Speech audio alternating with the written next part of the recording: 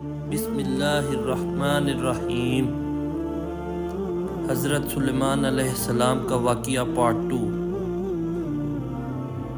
جب الچی نے واپس جا کر بلقیس سے حضرت سلیمان علیہ السلام کی باتیں کہیں تو وہ دربار میں حاضر ہونے کی تیاریاں کرنے لگی۔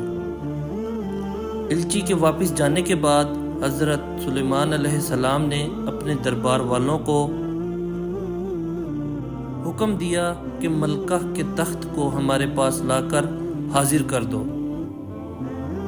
ایک بڑا دیو بولا کہ میں اس سے پہلے کہ آپ دربار سے جائیں آپ کی خدمت میں پیش کر دوں گا، مگر ایک شخص اور کہ جس کو اللہ نے کتاب کا علم دیا تھا، اس نے کہا کہ میں آپ کی آنکھ جھپکنے سے پہلے تخت لے آؤں گا۔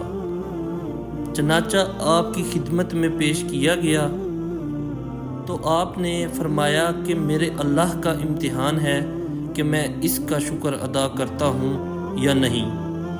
بہرحال تخت کی صورت بدل کر بچھا دیا گیا اور بلقیس آ گئی تو اس سے پوچھا کہ تمہارا تخت بھی ایسا ہی ہے؟ بلقیس نے جواب دیا، یہ تو بالکل ویسا ہی ہے، اور ہم تو پہلے ہی آپ کی شان و شوکت اور قوت و طاقت کو جانتے تھے اور آپ کو مان گئے تھے۔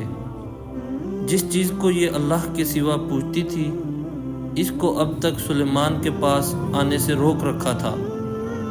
پھر بلقیس محل میں جانے کو کہا گیا۔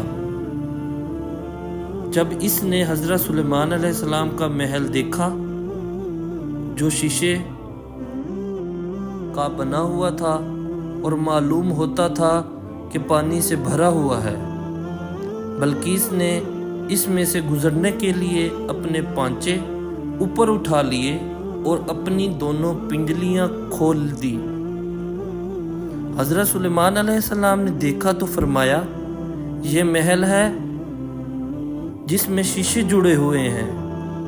غرض جب بلقیس کو اپنے مذہب کی غلطی معلوم ہوئی تو پکار اٹھی، اے اللہ، میں نے جو اتنی مدت تک سورج کی پوجا کی اور میری وجہ سے میری قوم بھی اس کو پوجتی رہی، تو میں نے اپنے اوپر بڑا، اب میں سلیمان کے ساتھ تمام جہانوں کو پالنے والے پر ایمان لاتی ہوں۔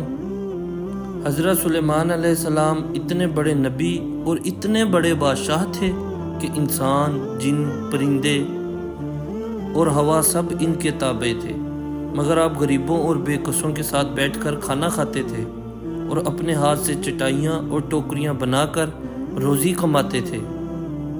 ہر وقت یاد الہی میں مشغول رہتے تھے، راتوں کو بہت کم سوتے، دن میں اللہ کی مخلوق کی خدمت کرتے، بس یہی ان کی زندگی تھی۔ جزاک اللہ خیرہ۔